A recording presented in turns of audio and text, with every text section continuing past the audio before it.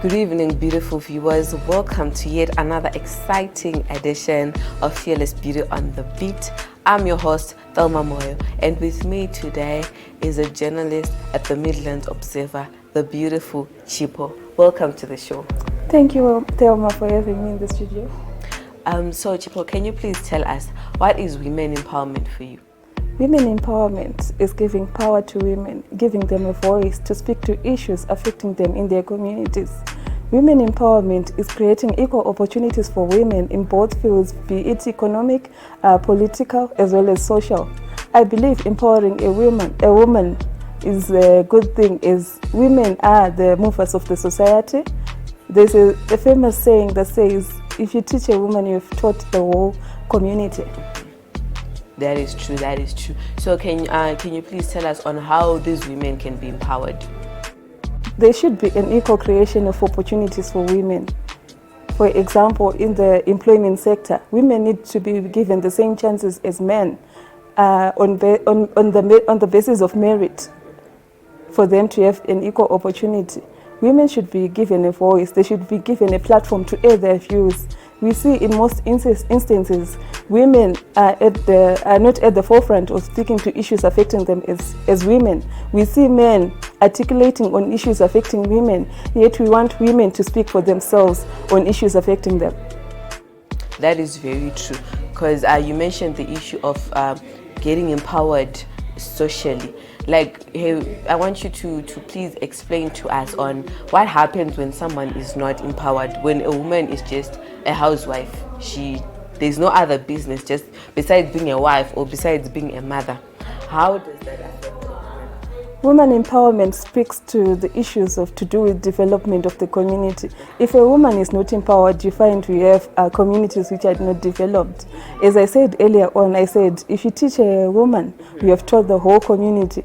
These are the people who spend more time with children, so they speak to issues of development in their communities, which is a very paramount issue.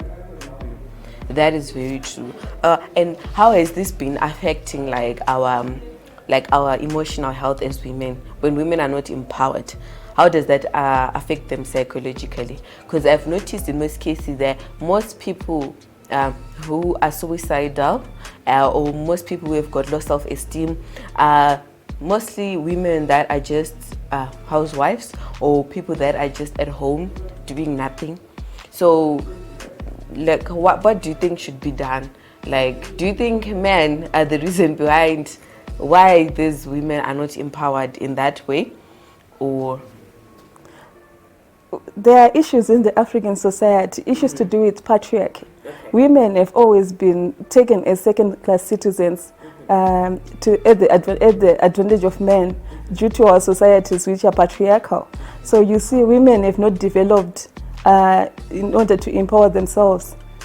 If we have women who are not developed in the communities, we see issues, so many psychological issues coming out from the communities, issues to do with suicide, issues to do with mental disorders, issues to do with bipolar mood swings. Then these issues then lead on to issues to do with suicides, gender-based violence. If you look at financial empowerment, if women are not empowered, then they don't have the power to move their societies. They don't have the power to progress as well as make themselves self-worthy.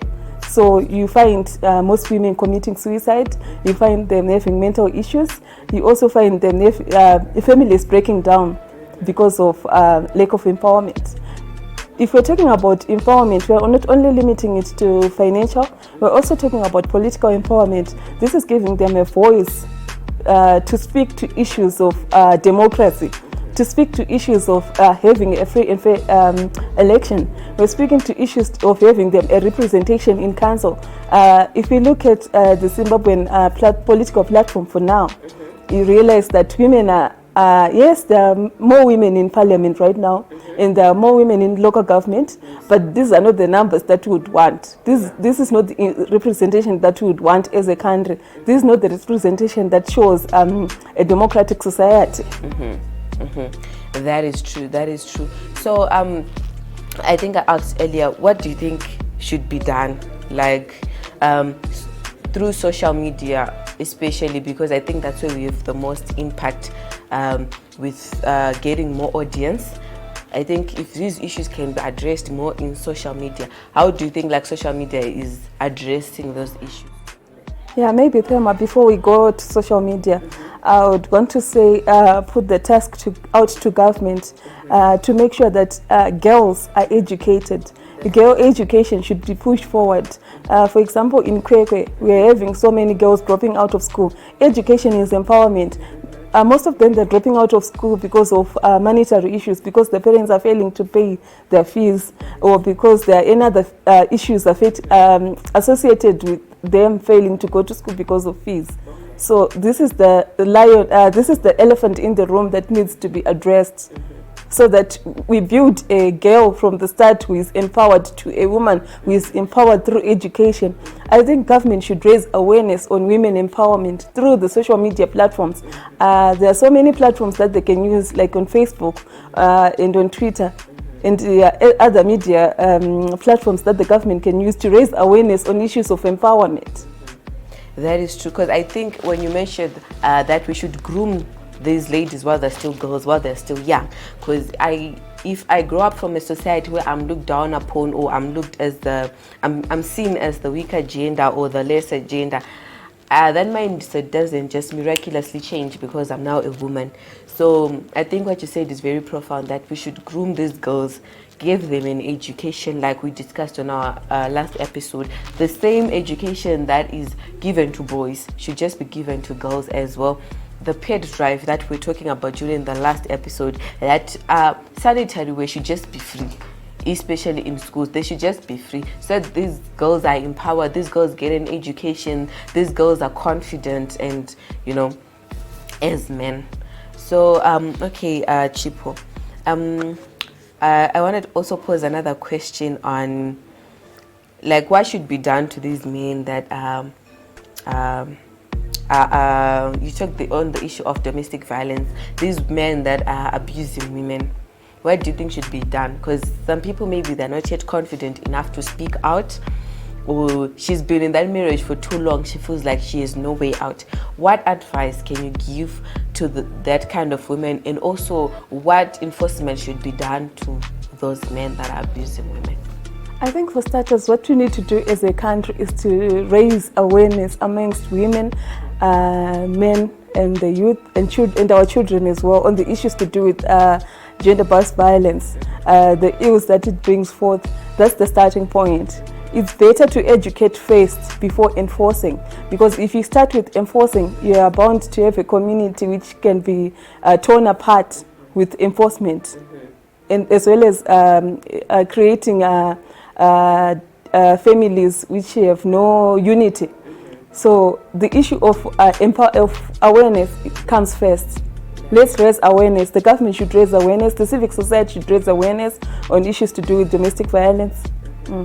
I would like to thank the judicial system for taking a bold move to come up with deterrent sentences, to come up with stiffer sentences for gender-based violence. On the issue of the paid drive, it's a very important issue which is very pertinent. We have girls in the rural areas who are dropping out of school because of their monthly period, because they cannot afford to buy pads for their period. If you see in the rural areas, they live on $1 a day budget or less than $1 a day budget, because the economy is hard, and we are having children dropping out of school because of that monthly period. I think it's wise for civic organizations, individuals to chip in and have a campaign where they mobilize pads for these rural girls, and some of them who are in farming and mining communities, because the rate of dropping down in Kwekwe district is very high, judging from the figures that we publish as journalists, judging from the stories that we're writing as journalists. We're seeing so many girls dropping out of school, and this is there's a negative impact on the issues of empowerment. We're saying we want to empower the girl child with education for them to develop themselves further, as well as help their communities. So I think the onus is on us as women. We should help these girls so that they have a smooth monthly period. That is true. So what advice can you give to someone who is being abused? Maybe someone out there is watching the show and she's scared to speak out. Like, what advice can you give to that person? I think it's wise for someone to speak up. Every time you feel that your right has been violated, if you feel that there's been some form of violence that has been done against you, speak up. Make it known. It's not embarrassing to speak up against violence. That is true, Chipo. Thank you so much for being on the show.